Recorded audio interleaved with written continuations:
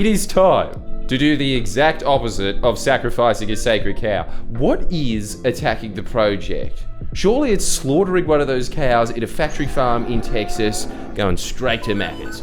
Everyone in Australia hates the project. And I've got proof! Finally! Look at these figures! Oi! That is parasitic pair bonding with the Channel 10 exec. So, what are these numbers? The project's clearly saying what everyone's thinking in my social circle, which is filled with people exactly like me who wanted to make it in Hollywood, weren't talented enough, settled for a suit job that's sort of linked to a creative industry, as one of the many tentacles of CBS in a backwater. On the pulse. I really love looking at the slow decline of the project, because when it started out, it was just Rove Live, but they didn't have a week to think about the skits, and everyone in Australia could forgive that because, well, you can kind of sense that the hosts like Powderfinger, fair enough. Then, because of the 2016 elections in the US that had become so devoid of public policy at that point that the only way to draw people to the polls is by saying, hey, you hate Hollywood, except that one show man with a plan that had its moments.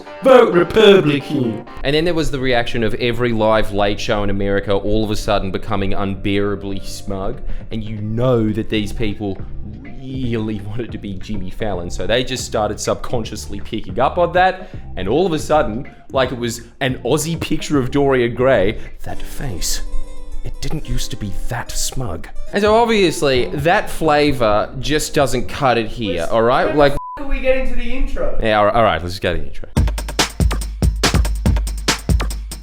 I put on this suit because we're talking about the suit mindset. Also, I've noticed that every time I do put on a ridiculous costume, I get a few more comments. Every penny counts. Anyway, we're talking about how the project is a classic casebook study example of if you are not going to offer the public what they want in terms of policy, if you are just going to be a mouthpiece for the government, can you at least have a flavour that people like? It's like everybody at Channel 10 thinks that the average person are the chicks that work in accounting in their office that are spinsters. And that's what they're aiming their content at. But here's the thing. I don't think that sad people want to be reminded of their sad thought patterns. I'm pretty sure that they want to escape into Neighbours and you just fucking cancelled that. Like Facebook and Twitter, to identify your troll. The platforms risk copping a defamation payout themselves if they either don't comply or can't work out the identity. Isn't this incredible? The press in this country have written countless articles about how brave they are, how they're these free speech warriors. You've got the leader of the free speech party here. They're all talking about how they're going to restrict free speech because you actually have it. For the first time in human history, you're allowed to express yourself. You can actually compete with these platforms now, and they're sitting there talking about how awesome it is that your free speech is getting restricted. This was the only principle that they ever got to defend. Gone instantly, as soon as it's a threat to them. All of their speeches of, you know, you may not like what's being said, but you've got to defend the principle of them being... Instantly. Oh, they're mean. No. Now look at my Twitter.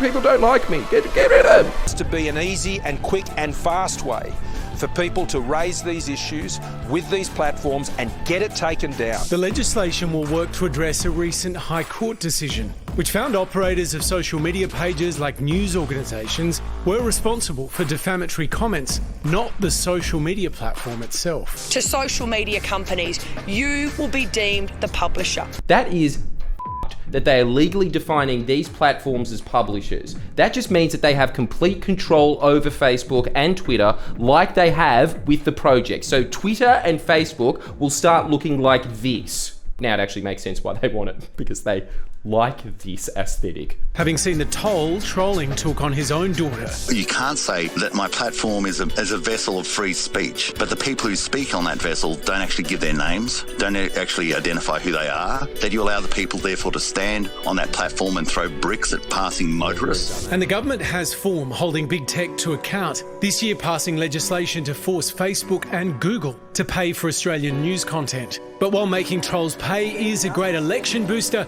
questions are already being raised about the practicalities. I honestly don't know how you reverse engineer identifying users, given that the users are now in the billions. If you set up the Twitter account overseas, like how can you sue those people too? Fuck, it's so scary watching mainstream press. The pushback that they have are people saying, see, I think that the problem with this law is it doesn't go far enough. I definitely think that we should reinstate castration because they're all awful, awful boys, and I'm not just projecting that I had a fight with my son this morning. We'll be pushing that until the election because we want you to be pushing that with all the people that are trying to vote UAP, that are constantly talking about these lefties taking away free speech. What does that mean? When I go online, I'm as pissed off as the people on the project are that people are mean to me now. Tell them the only parties that are interested in getting rid of your free speech are the so-called free speech warrior parties. There, I said it. Here they are pushing the narrative that why can't we get anything done on climate change? It's because both parties suck. Don't vote for the party that did stuff on climate change. They're just as bad. I love a sunburnt country, a land of climate change. Ah, that's very clever, Waleed. You changed the lyrics. Fucking college boy. Droughts and flooding rains. Both sides have failed the nation. 10 seconds in, new record. Someone's really scared of getting their contract ripped up. The reason the press have to work overtime to convince you that both parties do absolutely nothing on climate change is because one party does, and the vast majority of the population want comprehensive action on climate change. It's actually becoming one of the big voter block issues. So they have to tell you that both sides are absolutely hopeless. You know, the side that had the guy that made America and China work together on climate change and is the only reason that the Paris Accord was signed. Both of them, absolutely hopeless. Look, I know that this is an unpopular opinion in Australia, but shut the up, Waleed. Failing to win over the Greens, who thought his carbon pollution reduction scheme didn't go far enough, but managing to get then opposition leader Malcolm Turnbull on board. I'm the leader, I've made the call. But then casualty number 2 happened. Turnbull turfed in a Tony Abbott-led climate revolt. I think that the climate change science is far from settled. So where's the failure on both sides? He tried to get it done. He wasn't able to get his emissions trading scheme through the Senate. He had to decide, did he have the courage of his convictions? Would he take that to a double dissolution election and see if he could drive it through? And instead he thought he'd shelve it for a while. And at that point, I think he lost a lot of credibility with voters. And I do think it was really quite influential in his demise. See, look at this shit. A pox on both their houses. The Labor Party had the opportunity to take it to a double dissolution election and end up like Gough Whitlam, and they didn't do that, so that's on them. The fact that the entire parliament was working against them, the Greens completely shelved the ETS. The ETS was the only thing that could have had a chance of being a price on carbon that would have stayed until today. I've said this before,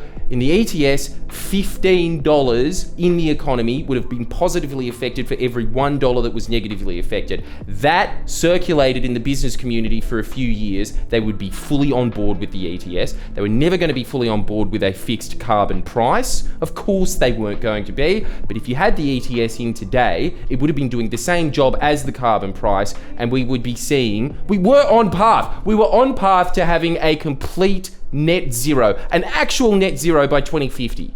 And they're sitting there saying, oh, he didn't do the Gough Whitlam thing. But did Gough Whitlam succeed? No, he's a pussy. Anyway, he's just as bad as Tony Abbott. Fuck off.